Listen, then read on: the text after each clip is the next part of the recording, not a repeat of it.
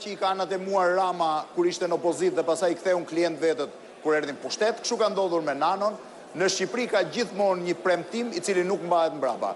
Kështu që kur flisni për këtë duhet njihni edhe përgjegjësinë tuaj në përfitimin e qeverisjes. Është rasti ta përsëris, siç ju kam thënë edhe më përpara në studion tuaj, të kërkoj ndjes për rekordet e qeverisjes tonë më pashme, ku paradhomat e pushtetarëve diktoheshin nga njerëz tash të quajtur, vetë quajtur kapitenë të medias shqiptare, përmes cilave kanë pasur përfitime të jashtëzakonshme, shpesh herë në kurriz të interesit publik.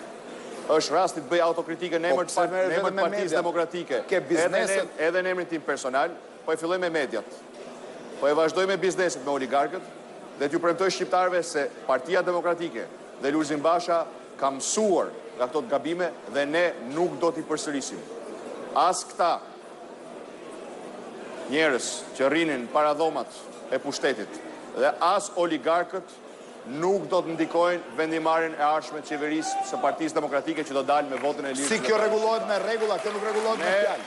Si do ta rregulloni? A them unë se si.